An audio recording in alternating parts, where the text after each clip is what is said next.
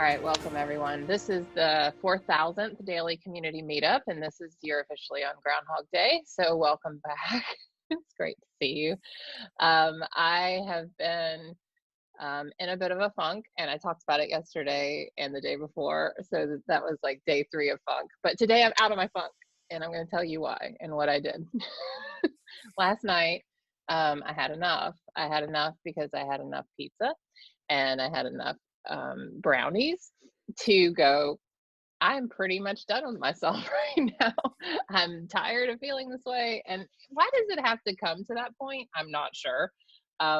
Where like the self-loathing has to take place. Like, why can't I just be like, hey, I'm not feeling so great. Why do I have to eat myself into a stupor? I don't know.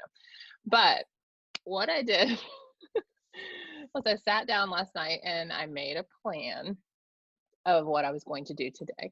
What is my plan? And I realized that when I have a plan, I legitimately live life better. That's it. Like, it is a simple tool for me just to write out my schedule, what I'm going to do, what I'm going to eat. And it doesn't have to be psychotic, but it's a guiding thing. It's like, okay, when I feel like I'm spinning out of control and I'm going to buy all the pizza available in Massachusetts, this stops me and it makes me be more present, which I know we're going to talk about today. Somehow having a schedule allows me to be more present. And you would think, like, maybe if you're just free, you can be more present. Maybe if we're just, feeling the day, we'll be more present. But that does not work for me. You can't ring the doorbell in the coronavirus. No, that was crazy. All right. So here we are. And I thought I would read this quote. I just finished Glennon Doyle's book, Untamed, and it was fantastic. It has a lot of great tidbits. And this stuck with me.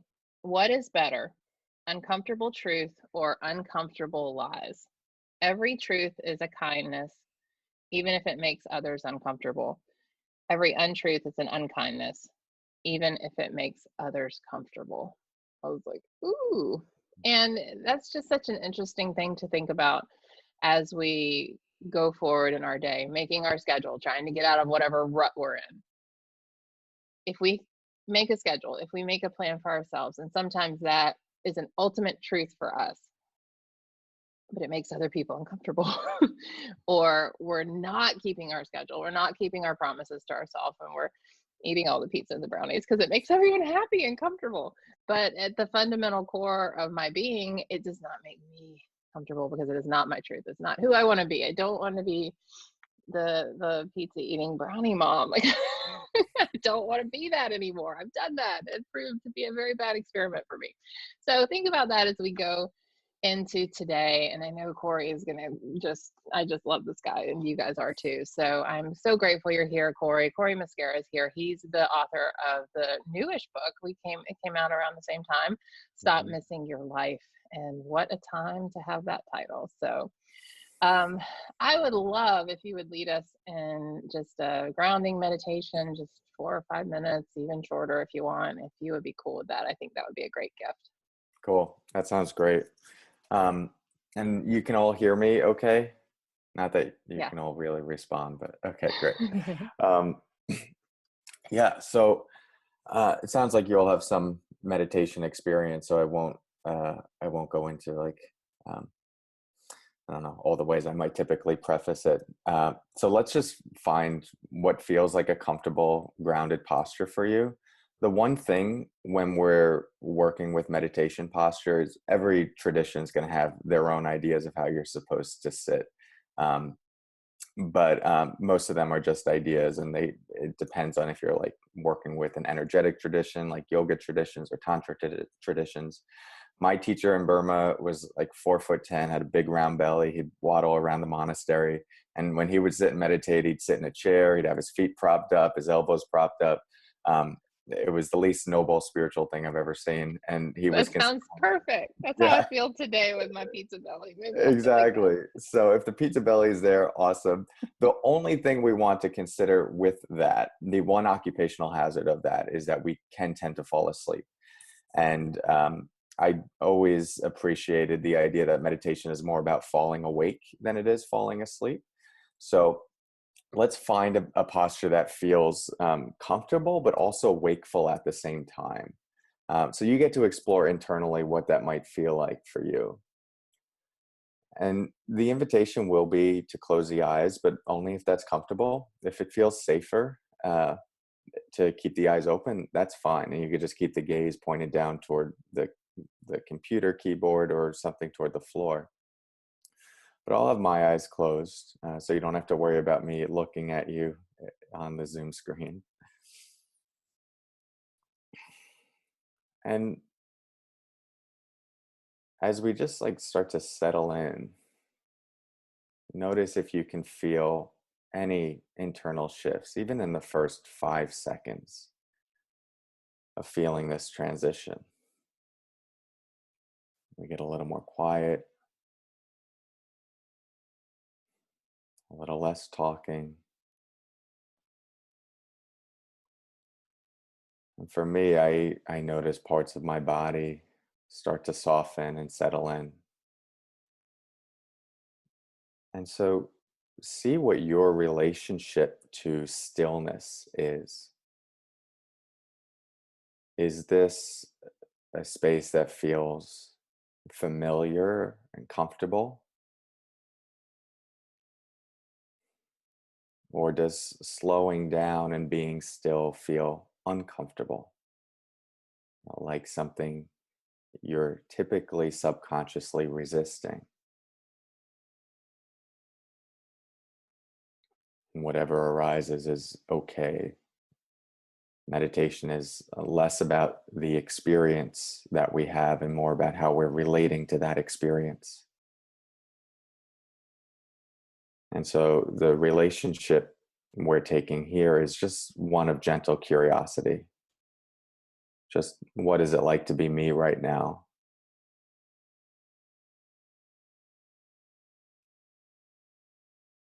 What is it like to feel whatever I'm feeling?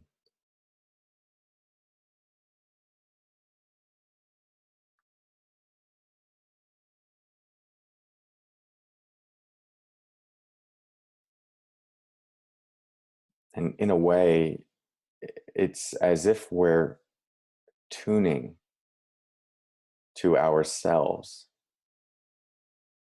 in the same way that a musician will first tune their instrument and they're just listening to where is the instrument at today, and little adjustments we might need to make to get in harmony with it.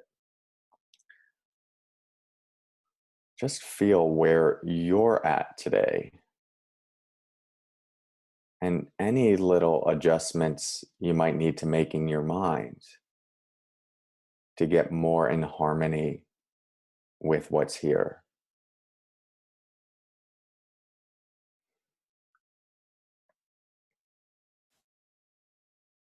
Letting go of any ideas about how this moment should be or what you should be experiencing. And what would it be like to just fully embrace whatever your true experience is, even though it might not be comfortable.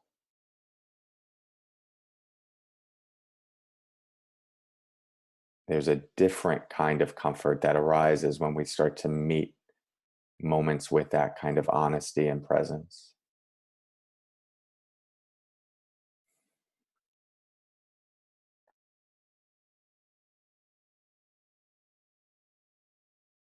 So we'll just take a few moments to settle our attention on our breath. If you'd like, you can even place one hand on your belly to feel the breathing more vividly.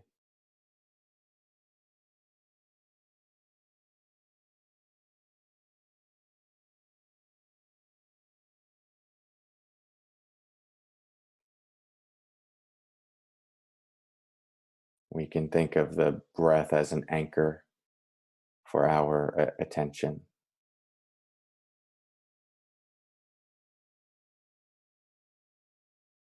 We're just being present to the felt sense of the breath. It's not thinking about the breath, not a visualization of it, but actually feeling it, feeling the sensations of the inhale as it presses against the hand. And that sense of ease on an exhale, inviting the jaw to relax, the shoulders, the belly. Just cultivating this relaxed awareness.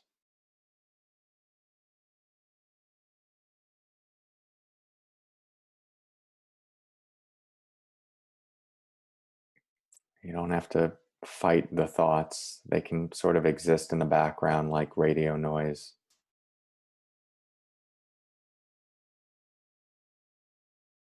Your only task is to give more of your attention and presence to just this breath and just this moment.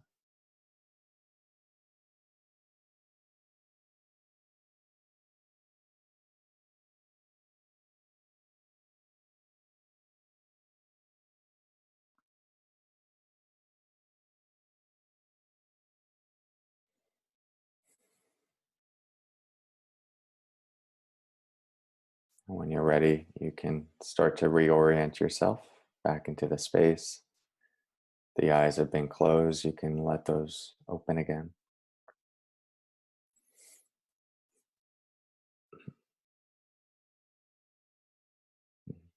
Thank you, everyone.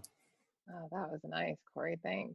You're welcome. So there is a time in my life, there was a time in my life where I would have been crawling out of my skin during that. Yeah. So the growth over the last year and a half for me, learning to be in that space and to actually do it on a Zoom call where I'm not worried about like, how's everyone feeling? What's everyone doing? Mm. Like, who needs to Yeah. be? I mean, I peaked once and then I wrote down one thing you said, which was fully embrace the true experience of the moment. Mm. And I think that's a great jumping off point because so many of us right now, especially, I think your message is so timely because our life is so different. And how do we fully experience this moment with what is going on and also not put our head in the sand, run away, freak out? Like, what is your thoughts on everything that's going on right now? What I is have what is two so thoughts? many. Yeah. Well, I'll share five steps that I think can be useful. If you'd like me to just go into my shtick and or Actually, let's back up real quick because I want yeah, people to know who you are. You have such an interesting story. So let's do the 5 minute, podcast intro of you.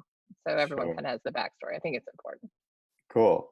Do you want me to share that? Yeah. Yeah, Okay. you Okay. do it. I'm not Yeah. telling your story for you. um yeah, so I I wear a number of different hats at the moment. Most people would probably call me a mindfulness meditation teacher. That's how I started most of my work. I created the Long Island Center for Mindfulness. I've been running retreats and workshops for the last 10 or so years. Do a lot of speaking engagements for the corporate world and education and healthcare systems. Um, and a lot of it, the foundation of it is this quality of mindfulness, meditation, presence. Um, but I also straddle some of the academic worlds, taught mindfulness-based leadership at Columbia as a graduate program for a while. And also I'm in the world of positive psychology at the University of Pennsylvania. So they have a master's in applied positive psychology there. I went through that program. I teach at that program. So my deep interest is really in just what it means to live well as a human being, um, which is like everyone's interest. I just decided to make a career out of it. And it didn't start for any noble reasons. I started meditating in college because I was trying to impress a girl. I had a hippie girlfriend. She was in a meditation. I wanted her to think I was cool. So I made this New Year's resolution. I was going to meditate, 3 times a week, 15 minutes a day. I made sure she knew about it. She broke up with me a couple of weeks later. So there's no like happy ending to that story. Um, but the different happy ending was that I started taking it more seriously, especially after the breakup. It was the one thing that was giving me some relief. And at that time, at age like 19, 20, there was just something existentially, philosophically compelling about the practice.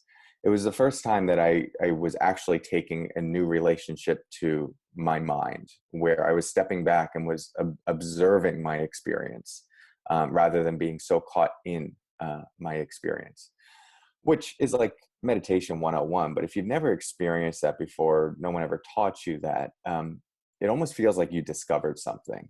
And I felt like I did. The first time I remember lying on my dorm room bed, and just watching the thoughts moving through my mind. At that time, they were related to the breakup and like all the things I did wrong and what I could do to get her back, yada, yada, yada. And I was so consumed by that for months. And just seeing that I could watch those thoughts in my mind, like clouds passing through the sky, and actually create some separation to them. And then start to feel like an ease in my body, even with all of that going on, was radical. So that connected me to this new dimension of my humanness, to see that there's a different way to be in relationship to my life. And it all kind of unfolded from there. That was the beginning. I was an economics major. I thought I was going to go into the business finance world, maybe work on Wall Street. Had this, I had this, I have to laugh at that now. I Can you know. imagine? I mean, a lot of people back in the day could have. I was, my nickname in high school was the Candy Man, because I like monopolized the candy selling business and would go to Costco and buy $300 worth of candy and then turn it over. And it was, yeah, it was a different That's time. So funny. it's funny for a lot of people to see the transition. But yeah, I wasn't unique or special or noble. Like the things just like came together in such a way that this practice was presented to me at a certain time. My father, who's a physician, was started doing self-study in mindfulness and positive psychology as alternative ways to help his patients be happier. But he was very science-minded. So I wouldn't have gotten into this if it weren't for the science. And yeah, and it's just become this unique blend where after college, I spent 6 months as a monk, did a silent meditation retreat. And that was like more on the spiritual Buddhist end, like meditating 14 to 18 hours a day. How was Um, that? 6 months of silence? yeah, No. yeah, just a little over Did you six talk to months. yourself? No, that's just weird. I would have, but if you're taking the silence, are you supposed to not talk to yourself either, or can you talk to Yeah, yourself? I'm being a little facetious, but yeah, it's supposed to be, the silence is less about the silence and more about the container that it's creating. We exert so much energy and ego identification often in just like even word. As soon as you speak, we're just so used to the sound of our voice being like who we are. Oh, that's Cory, and it comes with inflection, intonation, and it all can just like reinforce this sense of like who I am in the world. And in a monastic setting, the renunciate lifestyle is just like creating as many parameters as possible, to do some of the deep inner work of exploring, like, what does it mean to have a mind, to be human, to be me, and to start to embody all of that in a very different way. Yeah, so 6 months in silence, didn't know what I was getting into. If I did, I probably would have not gone. But it changed my life and fundamentally rewired my hardware. Simple things like having a judgmental narrative, which I used to have quite a bit of, just doesn't really exist for me anymore. There's a real coziness and friendship with myself that I consider to be the greatest gift, and is the main thing I'm trying to help other people develop in my work. Yeah, so that's kind of if people want to go with me like into the deep spiritual stuff, I'm always happy to go there. If you want to hang out in academic land of the brain, I'm like happy to go there as well. And if you want to just like talk about how does this relate to like drinking beer on Friday, like we could talk about that as well. So navigate a lot of territories.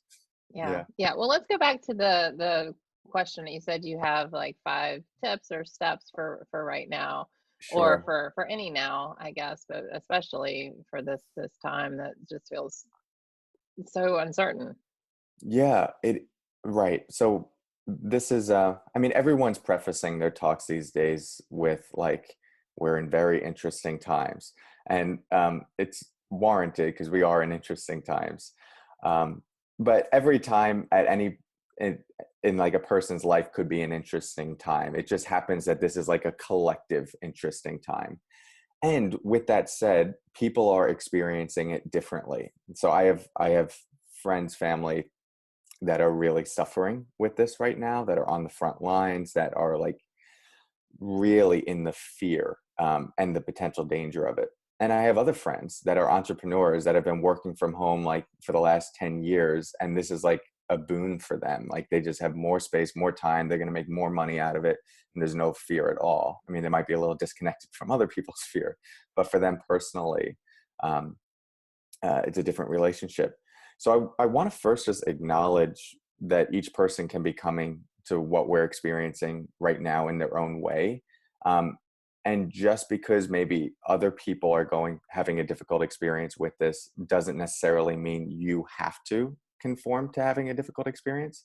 And just because you're having a difficult experience that someone isn't, doesn't mean that you have to try to be positive through it, which is sort of the first step of what I think is helpful when navigating uncertainty or different times is just making space for the experience, which we got to do in the meditation. So much tension comes from fighting whatever our experience is. And it makes me think of the Zen poem. It says, when walking, just walk. When running, just run. But above all, don't wobble. Most of the time we tend to be wobbling. So if you think about it in like maybe real life, or what used to feel like real life, where we're at work, but we feel like I work too hard, I should be on vacation. So we're not actually at work. But then we go on vacation and we're guilty. It's like, oh, I should be at work. And so we're not even on vacation. And so we're just constantly doing this wobbling. And in the meditation traditions, meditation psychology is just like that wobbling is the thing that is usually creating most of our distress. It's this tension with the way things are. We're constantly combating it. So the first step with all of this is just to like, and this is why I loved how you prefaced all of this, Meredith, is just like meet the truth of this moment and stand in that for yourself, because it's already here. It's not a matter of whether you like it or don't like it or want to conform to it or not. It'd be like denying gravity. You could jump and be pissed that you're being sucked down to the earth, but eventually you have to learn to walk with it. So the presence with this moment and softening into it, and I say that quite literally, the body can soften into it, soften the tension, the jaw, the shoulders, the belly. It relaxes the mind. And we just go, okay, this is what this moment is like right now. And can I give myself permission to be human? A deep breath goes a long way with that. Not so much to just calm you down, but it brings more of your brain online, takes us out of the fear-based resistance frame of mind and more to like, okay, let's just be with this. And one of the things I noticed today, and I've been noticing, is my face. I mean, I notice my face sometimes, but my especially in recent times, my jaw and just is tight. It's clenched a lot of the time. And so when that breath and you relax, like it may be helpful for some of you to think about your face and your jaw, because that has been really key for me. I spend a lot of time grinding my teeth. Yes. And learning to just like open my mouth a little and not has been helpful. Yeah, that's great, Meredith. And nearly every meditation you'll ever hear me guide, I'll invite listeners to do three things, which is invite the jaw to soften, the shoulders, and the belly. Just these three areas that tend to grip, but especially the jaw. When the teeth are clenched, it's an important point to go into. It creates extra tension in the mind, and the mind and the body are so intimately woven into the same fabric that the quickest thing you can actually do to help settle the mind is invite the body to soften and relax. So that's the first step. And it's just like to make space for your experience. And the next is a bit counterintuitive, but we're going to be thanking the fear and the anxiety. Now, even though I preface this by saying you might have different experiences with this, these 5 steps are specifically like for navigating the fear and anxiety that could be arising. So the next thing is we actually like thank it. Now, this is again working with that usual instinct to fight these experiences or immediately react to them, which is going to create a secondary degree of pain. So when I say secondary pain, there are usually two forms of pain: primary pain versus secondary pain. Primary pain is just the innate pain that arises from being human: difficult events, breakup, loss of a loved one, loss of a job. The secondary pain is what we cake on top of that. Why me? Why did God do this to me? How am I going to be able to go on? I can't last this long. Those are the thoughts and the emotions we cake on top of it. That the literature shows, at least with chronic pain, that the secondary pain we cake on top of physical pain is actually more intense and more painful than the primary pain itself. So we're really working with not getting caught up in that secondary pain. And so the thanking the fear is just a way to meet that soft, like, animal of our body that just wants to be safe. That's just like, okay, what is this about? What does this mean? What do we have to be alert to? And recognize that part of us is emerging for good reason. It has a positive intention. It's not trying to make your life miserable. The only reason you're alive as a human being right now is because our ancestors had that fear response to potentially threatening situations. And to immediately go all zen on it and say, no fear, like, you got to be cool and calm because I just did the meditation on Headspace, is like really denying and spiritually bypassing some really key parts of our humanness. So and it doesn't mean we indulge in it, but let's just meet it and say, hey, thank you, fear. Like, I appreciate you showing up. What are you trying to tell me? What are you trying to tell me that's important? And in that way, the fear can like relax a little bit. It goes, okay, thank you for hearing me. It's kind of like the guard dog at the front of your door. It's barking, barking, barking, telling you something is there. But if you're in the other room just saying like, shut up, shut up, shut up, the guard dog just keeps barking because it needs you to know, it needs to know that you know what it sees. So you come up to the guard dog, pet its head, say, hey, it's okay, I see you. I see the danger as well. Thank you for doing your job. Yeah. And then the guard dog goes, okay, cool.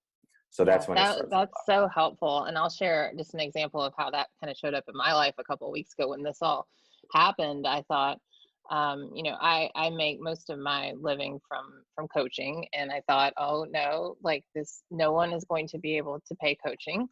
And the fear of that came to me, and I thought, okay, that may or may not be true, but what can I do with that time when everyone leaves me and abandons me and I'm homeless, what can I do with that time? How can I be helpful?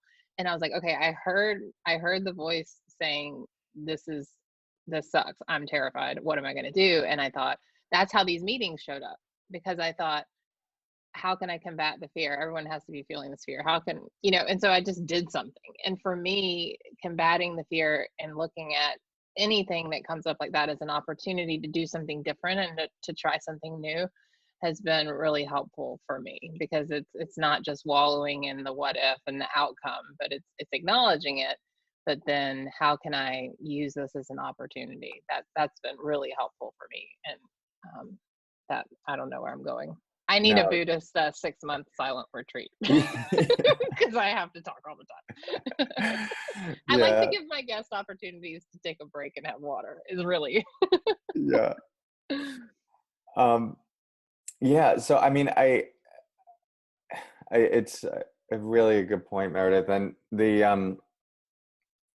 the meeting the fear is just getting us to a place where we can actually start looking at the opportunities. Again, with all of this stuff, this isn't like some sort of doctrine that like focusing on fear and embracing fear is better than dismissing it. If you could dismiss fear and suppress it and then it goes away and your life gets better, more power to you. I'm very interested in simple algorithmic ways to improve life. So if that strategy works, then we do it. But in most cases, and in my experience, it doesn't. Denying our actual experience suppresses it, compartmentalizes it, disconnects us from other parts of ourselves. And the fear can actually become a powerful ally once we see it for that. So once we've done that, right, we've made some space, we've thanked the fear, appreciated it. All of this could be done again, like over 30 minutes, or it could be done over 30 seconds. So it doesn't need to be a long thing. Now the fear is more of an ally, and we're assessing what's the best way to proceed. This is where we want to shift between our what if and what is.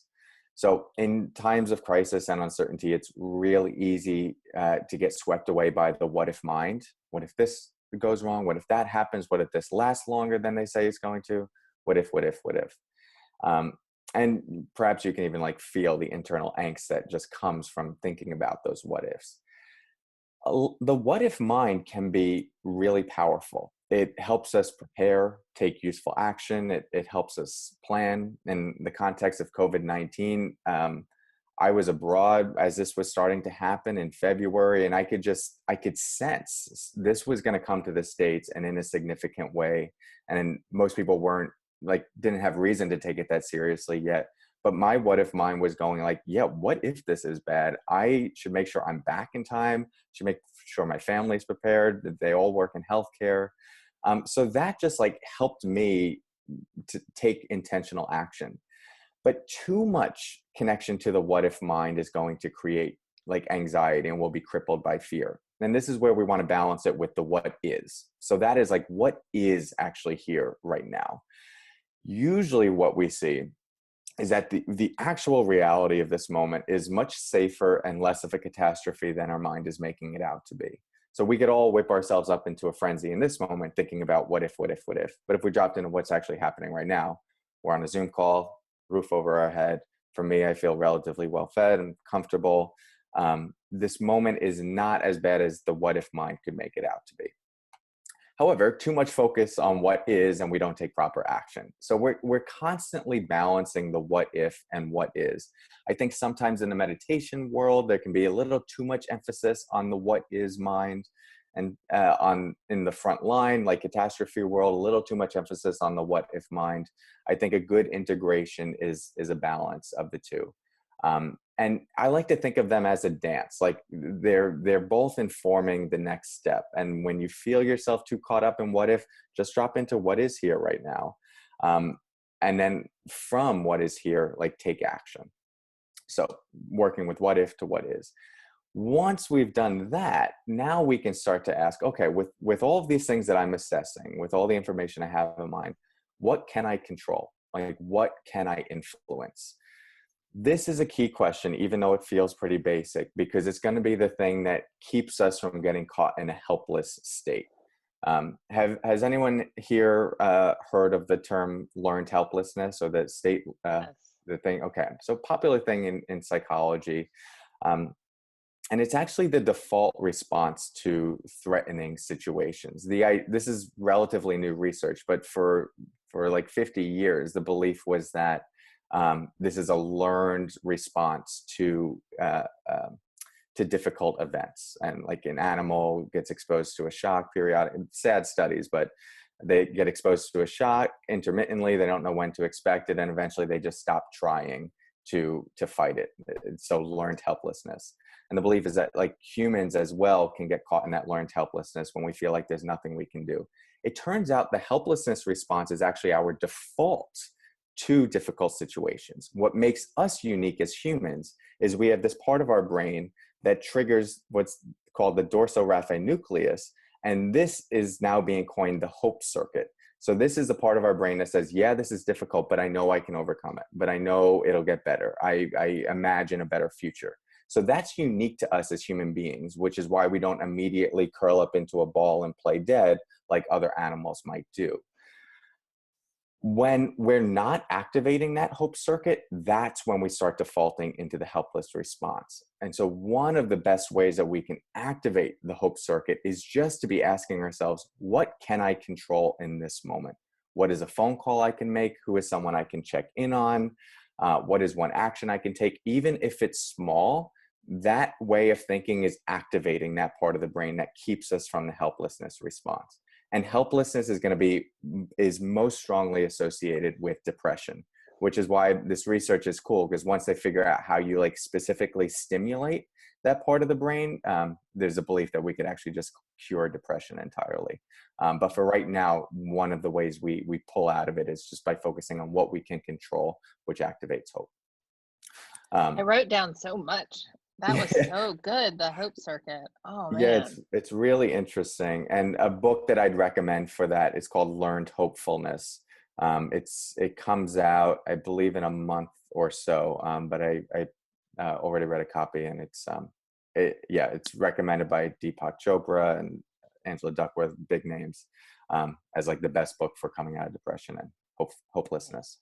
I'm so glad to hear this. I'm so glad to hear there's research on this. I'm so glad that people are talking about it, so they're writing about it, because I don't know how I dug myself out of depression. I still don't know how. I know I did. I know I did it without medication. I did it without meditation at the time. That became a later tool, but I know I did that. And I've never been able to put a name to it, but that's exactly what it was. It was this process. And I love that there's a research and there's people writing books about it, because I will be so glad to share that with someone, that we can Yeah. do that. Yeah, it's hope. Yay, Yeah, hope. it is. And it's so cool right now that we have this emerging research supporting all this stuff and supporting anecdotal experiences like your own of like, I pulled myself out of it, and then you can go back through it and see, what was I doing that facilitated that, and then being able to share that experience with others. Right. And so this just then takes us to the last step, at least for this sequence, which is that once I have a sense of like what I need to do, like what is an action, what's the action plan to take given everything going on, then ask yourself, what is the minimum effective dose of stress required to do this task? So this is a very logical way of thinking through the experience. And it's because most of us tend to be subconsciously anchored to our fear and our anxiety. In times of crisis, especially, the immediate response, usually subconsciously, is like, I need to be stressed out. I need to be in fear. I need to be anxious. There's so much going on right now. How could I not be in this state? And also that this anxiety is the thing that's going to help me take action. It's the thing that's going to help me prepare to take care of people, to alarm people. And you could see how that could potentially be true. I think we have all had experiences where we've felt stress in our body, and it caused us to take very quick action in a useful preparatory way. So we're not dismissing that. We're just challenging the amount of stress, the amount of angst we might need in order to take that action. So the simplest way to do this is create a number line from 1 to 10, where 1 is total zen, like non-doing, total peace, and 10 is like total hot mess. And then see where on that timeline from 1 to 10, with the action that you created in step 4 of like, what do I need to do? Can you do that act? What's the number that you need to do that action effectively? And not just do the action, but to do it well. We want to do things well in these times and in life in general.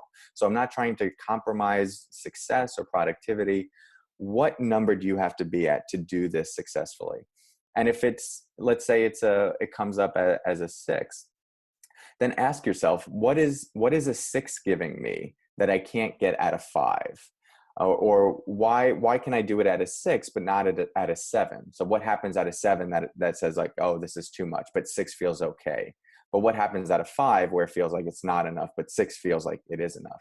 So you just start challenging and assessing, and it'll help you work through that subconscious anchoredness to the feeling of like, I need to be stressed in order to do something well. Because usually what you'll see is that actually I can take this action, I can do all of the things that are really important right now and be a lot more calm and grounded than I think I need to be. And a quick little mindset shift around that is say like, what would happen if I actually did this from a place of love rather than a place of fear? And that's a whole new way of finding motivation for something that is usually from a much more grounded, heartful place. Yeah. Well, if anyone has any questions or comments for Cory, please raise your hand and we'll be glad to put you on video, or you can type it in the chat. this is a great opportunity, you guys. So I've got all these great people. I'm like, ask these people questions. When did you just talk to someone like this? You know, but it's also, I also say, this is a great time to practice your public speaking. Yeah. Yeah. I We think it's a call learning this, opportunity. we call this, microphone practice on retreats. So you got your Yes. usual meditation practice. This is microphone practice. So I used to get practice so speaking. much anxiety about this kind of stuff. Like I would want to say something, I'd be in a group and I would be like, oh, I'd start shaking before I even had the microphone. Yeah. Yeah, it's such a good opportunity.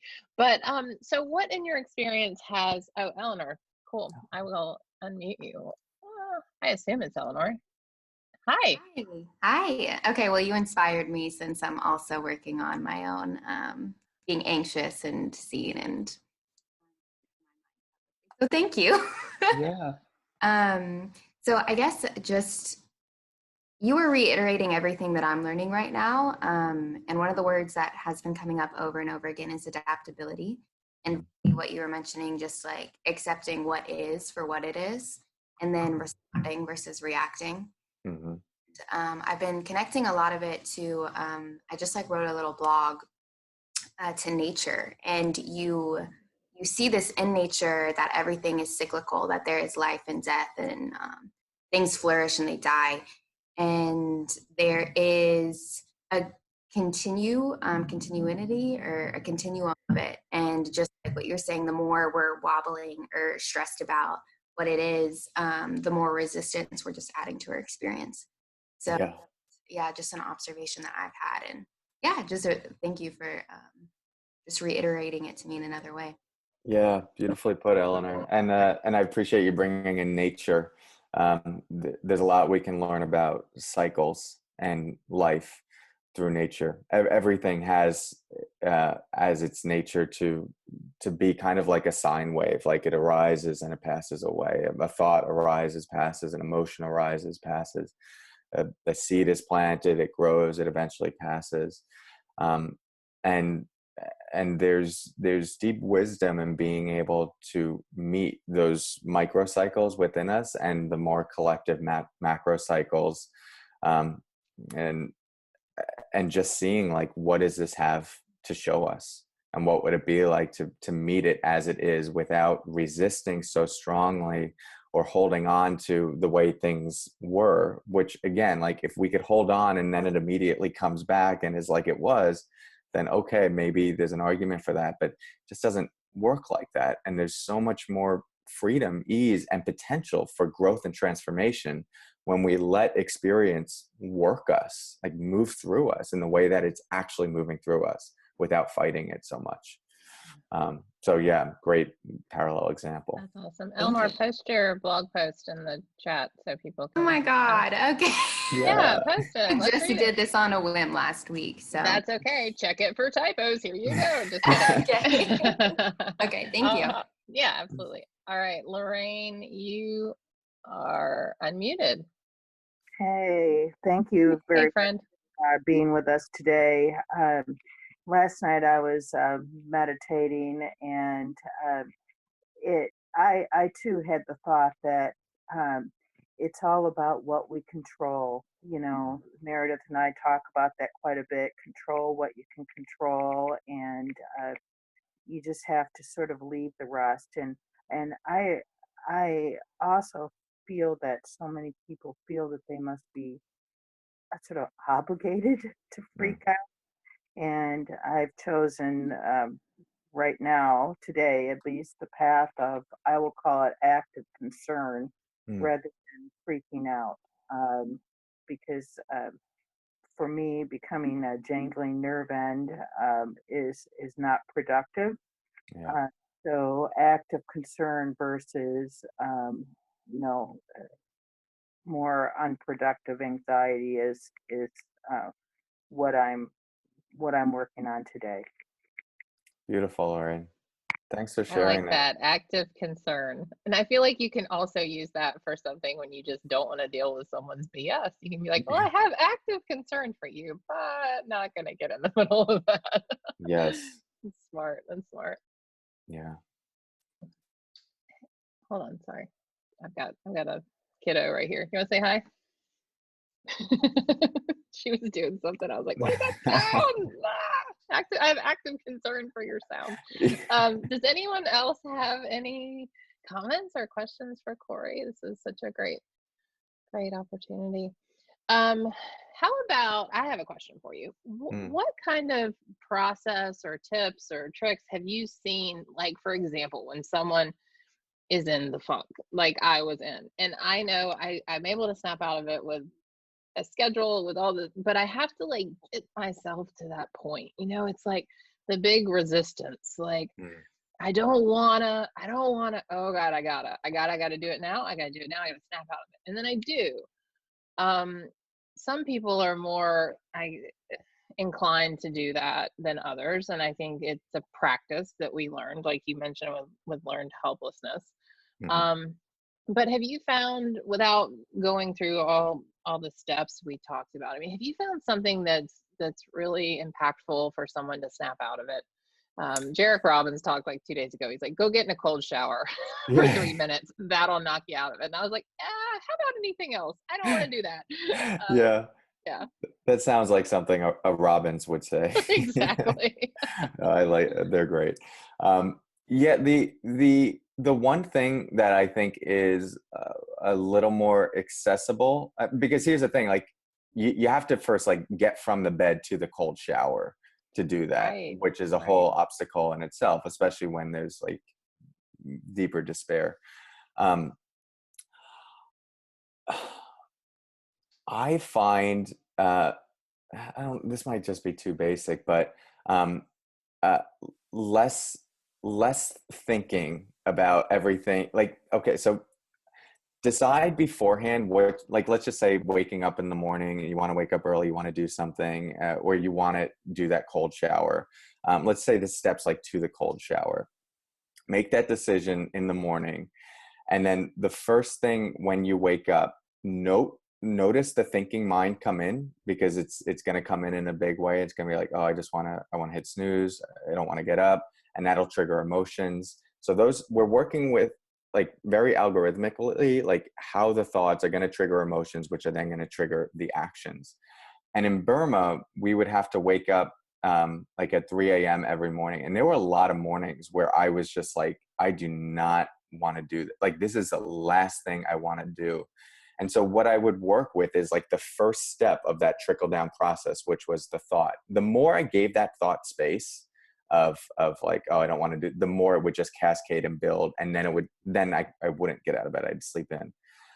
So I just use a simple strategy of labeling the thought as thinking. So as soon as the thought would arise, just label it thinking. So I'd be lying in bed, don't want to just thinking. And it was this dance between like labeling the thought and then doing the action as I'm going. So like I'm getting out of bed, feeling all the resistance, but not, it's like an 18-wheeler just on your heels and you're just staying just before it.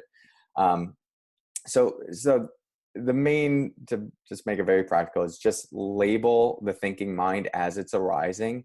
And as the thoughts continue to grow, just like label it quickly. It's like throwing a cast net on top of the thought, a cast net. And you're of not awareness. necessarily judging the thought. So you wouldn't be like, that thought's bullshit. Like, yeah. That would be me. Like, no, you're just like, no, thinking. Yeah. So thinking. In a lot of meditation traditions, that's the practice that you're using with experience. You're labeling the experience as it's arising. So if it's a thought, you'd label it thinking. If it's like anger, you'd label it anger. If it's physical pain in the body, you'd label it pain, or even get more subtle with it, like heat, tingliness. And in that way, you're stepping out of the judgment, the ideas about the experience, and into the direct experience. The thing that's going to prevent action in those moments of like actually going to the cold shower or getting up is the momentum that the thinking mind creates with emotions. And there's space to just observe the thinking mind. And in meditation, you could do choiceless awareness, where you just watch the mind think. And that's a powerful thing to do, to like create that relationship with your thinking mind. But that's so helpful. Gosh, I didn't realize how judgmental I was. And you mentioned that in the beginning, like you tended to lean toward the judgmental with yourself. And clearly yes. I do too, because I label a lot of my thoughts BS. Yeah. So instead, I would just change it as thinking. And you're treating all the clouds moving through the sky just as another cloud. Doesn't matter if it's big, small, gray, white, black, just another cloud. Todd has the question, is that similar to noting in meditation, or is it Yes. different? Yeah, so mental, it's called labeling, noting. Okay. Yeah. Cool. Lorraine, you have a question. Let me unmute you again. You're unmuted. So, sorry, my second question, which is Okay. really sort of a little minor one, is Cory, was your experience as a monk in the Buddhist tradition? Yes. Yeah. So the Theravada Buddhist tradition and the lineage of Mahasi Sayadaw. Beautiful. Thank you. Yeah, you're welcome. All right. We probably have time for another question if anyone has it. If not, we can just keep chatting. That's so helpful. Oh my goodness. Thinking. Yeah. I feel like I'm just gonna be wandering through the house being like thinking. It's a really powerful practice once you implement it in that way. Yeah. Wow, I don't even know what to do with this right now. It's kind of blowing my mind. I love when I talk to someone and I get like this mind-blowing tidbit, and then life is different. It's so cool. It's so cool, and you just gifted that for me because it's blowing my mind. Awesome. Anger. Yeah. But seriously, I came from a childhood where emotions were better like absorbed and not expressed. So if I have spent a lifetime absorbing emotions and not noting them because they were not to be expressed, to actually take a step now and be like anger, pain, frustration, to note that as an adult, I can't imagine what that's going to do for me, honestly. Like this is a huge one. So thank you. Oh, Beautiful. Nadine, can I unmute you? Yeah. Hey, friend. Hi. Can you just repeat a little bit about the primary and the secondary effects? I work in a medical environment with a lot of people with chronic pain, which I think that secondary, I think, is the cause of the chronic pain sometimes that I can't tap into. Yeah. So there's a book called You Are Not Your Pain that will go into this much more deeply and scientifically. And it's all about the intersection of mindfulness and chronic pain, and really like primary pain versus secondary pain. But in the context of chronic pain, the primary pain is the chronic pain. And it's primary because it's already there. There's, we could do stuff over time to maybe start to alleviate it and shift it, but it's arisen. And unfortunately in this moment, there's nothing we can do about its existence. The secondary pain is how we're relating to that. And so it's interesting with brains of people that experience chronic pain, the thought, the areas of the brain that are triggering, like the pain response, are very deeply connected. The neurocircuitry is very deeply connected to areas of the brain like fear and resistance and those thought patterns of fighting. So with chronic pain, the response is just so deeply conditioned to resist it when it arises that it's a much more intricate journey of trying to separate that and finding some ease within the pain, whereas somebody that might be experiencing acute pain might be able to relax into it a little bit more. So so the main thing just with working with chronic pain is, I would say, first developing a self-compassion toward the pain, because that's changing the experience that you're layering on top of it. The secondary pain for them is often going to come up as the common ones are my life was better when I wasn't in pain, or no narrative and just like general frustration for being with the pain. Or the very common one is, how long is this flare up going to last? Is it going to be the rest of the day? Is it going to be the next few weeks? What if I'm not able to go back to work? And so being able to see that caked on top of the primary pain and drop into what is actually here just in this moment. What are the sensations of the pain? What's it doing? Is it ebbing and flowing, independent of the narrative? Starts to be liberating. And the interesting thing is, the intensity of the primary pain then actually starts to go down. So there's this soup that is created where the whole is greater than the sum of its parts. You have the primary plane plus the secondary plane. It's not 1 + 1 = 2. It's 1 + 1 = 3, 4, or 5. Mm-hmm. So starting to let that down, like even the unit of 1 as a primary plane starts going down to like 0.75 or 0.5. So we do directly impact the primary pain by working with the secondary pain. Interesting. Thank you very much. Fascinating. Yeah. Thanks, Nadine. All right, Cory. Well, this was awesome. I'm going to come to one of your retreats when we have, wait, if I'm invited. You are absolutely invited. Although whenever we get out of this, going to be canceled. Oh no. Yeah. Yeah. So where do you usually host those? Are they like usually in the New York States, area? Yeah. Oh, good. My popular one that I've been doing for like the last 6 years is on Long Island. There's supposed to be one in June, but most likely we'll need to shift that to looking at November and trying to do a virtual retreat, which will be a very interesting thing. Well, my birthday's November. I should do this for my Oh, birthday. Cool. That would be great. All right. Well, everyone, this is Cory Muscara. His book I posted a link to, Stop Missing Your Life. And I am just so grateful that you joined us today. This was super helpful, and just gratitude to you, my friend. Yeah. Thank you, everyone. It was a pleasure to be with you. And I have a podcast, Practicing Human, that that's right. Free 10-minute tidbits that can be useful if you want to go deeper into this without spending any money. Yes, Practicing Human podcast. Posting Yeah. that too. All right, Thank great, you. Cory. Well, take care, stay safe, and we'll talk soon. Likewise. Bye, everyone.